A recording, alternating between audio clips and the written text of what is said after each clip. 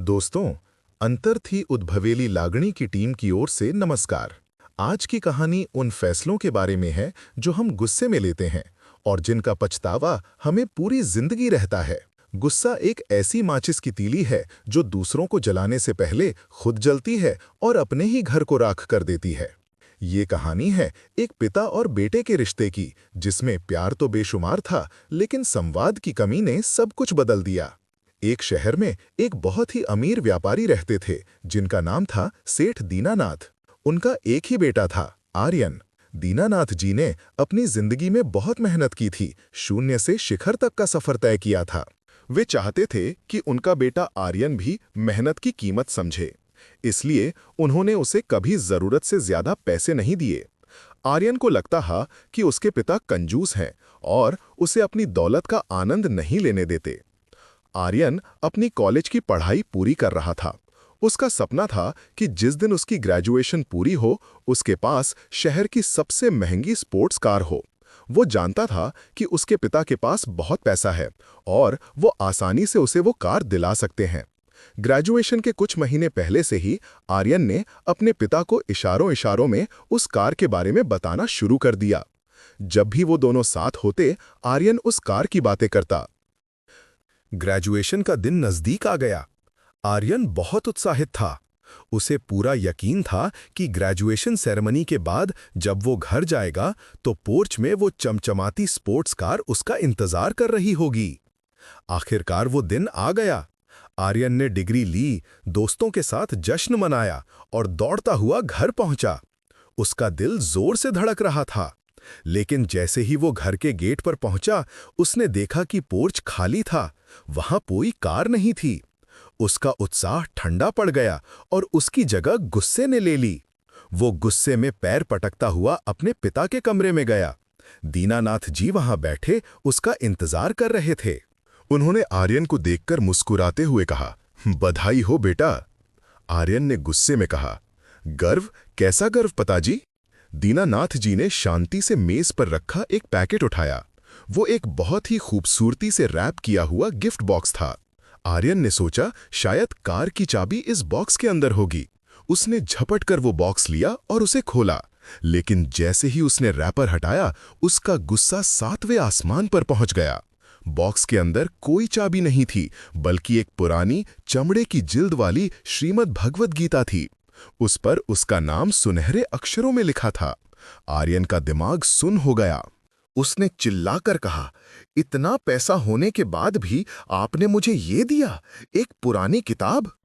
गुस्से में अंधे होकर आर्यन ने उस गीता को वहीं जमीन पर पटक दिया और चिल्लाया, मुझे आपकी दौलत नहीं चाहिए और न ही आपका ये तोहफा। दीनानाथ जी कुछ नहीं बोले, बस उनकी आंखों में आंसू आ गए। आर्यन उसी वक्त अपना सामान पैक करके घर छोड़कर चला गया। वक्त बीतता गया। आर्यन ने शहर छोड़ दिया। उसने अपनी मेहनत और जुनून से अपना खुद का बिजनेस खड़ा किया। देखते ही देखते 15 साल गुजर गए। आर्यन ने वो सब कुछ हासिल कर लिया जिसका उसने सपना देखा था, बड़ा बंगला, महंगी गाड़ियां और शोहरत।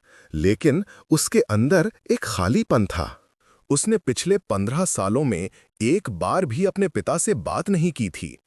एक दिन आर्यन अपने आलीशान ऑफिस में बैठा था कि तभी उसे एक टेलीग्राम मिला। उसमें लिखा था, पिताजी नहीं रहे। उन 3 शब्दों ने आर्यन की दुनिया हिला दी। सारा गुस्सा, सारी नफरत एक पल में पिघल गई। उसे अपनी गलती का एहसास हुआ। वो अपनी सबसे तेज गाड़ी लेकर अपने पुराने शहर, अपने पुराने घर की तरफ भागा। जब वो घर पहुंचा तो वहां सन्नाटा था। रिश्तेदार जा चुके थे। घर वीरान लग रहा था। वो धीरे धीरे अपने पिता के कमरे में गया। सब कुछ वैसा ही था जैसा वो 15 साल पहले छोड़ गया था। उसकी नजर जमीन के उस कोने पर पड़ी जहां उसने वो गीता पटकी थी, लेकिन वो वहां नहीं थी। उसने पिता की अलमारी खोली। वहां कपड़ों के बीच में वही श्रीमद् भगवद गीता बहुत ही संभाल कर रखी हुई थी। आर्यन ने कांपते हाथों से उस किताब को उठाया। उस पर धूल का एक कण भी नहीं था। मतलब पिताजी रोज इसे साफ करते थे। आर्यन की आंखों से आंसू गिरने लगे। वो वहीं जमीन पर बैठ गया और रोते रोते उस किताब के पन्ने पलटने लगा। जैसे ही उसने किताब खोली, उसके बीच से एक लिफाफा नीचे गिरा। आर्यन ने वो लिफाफा उठाया। उसके अंदर एक कार के शोरूम की रसीद थी। उस पर वही तारीख थी जिस दिन आर्यन की ग्रेजुएशन की, 15 साल पुरानी तारीख। और उस रसीद के पीछे एक क्लिप से कार की चाबी अटैच थी, और उसके साथ दीनानाथ जी के हाथ से लिखा एक छोटा सा नोट भी था। मेरे प्यारे बेटे आर्यन, मुझे पता था तुम्हें वो स्पोर्ट्स कार बहुत पसंद है। ये कार मैंने तुम्हारी ग्रेजुएशन के लिए ही खरीदी थी, लेकिन मैं चाहता था कि तुम इस गाड़ी के साथ साथ जिंदगी का असली सार भी समझो। इसलिए मैंने चाबी इस गीता के अंदर रखी थी। मैं चाहता था कि तुम कार चलाने से पहले कर्म और धर्म को समझो। मुझे माफ करना अगर मेरा तरीका गलत था। मैं इंतजार करूंगा कि कब तुम वापस आओगे और अपनी कार ले जाओगे। आर्यन जोर जोर से रोने लगा। उसकी चीखें उस खाली घर में गूंज रही थीं। उस दिन उसे वो कार मिल गई जिसकी उसे चाहत थी, लेकिन उस कार को देने वाला और उस कार में उसके साथ बैठने वाला वो इंसान हमेशा के लिए चला गया था। उसकी दौलत, उसकी कामयाबी, सब उस पल मिट्टी हो गई। उसे समझ आया कि जिसे उसने कंजूसी समझा था, वो दरअसल एक सबक था, और जिसे उसने ठुकराया था, वही उसका असली इनाम था। दोस्तों, ये कहानी हमें एक बहुत बड़ी सीख देती है। हमारे माता-पिता जो भी करते हैं, उसके पीछे उनका प्यार और हमारी भलाई छिपी होती है।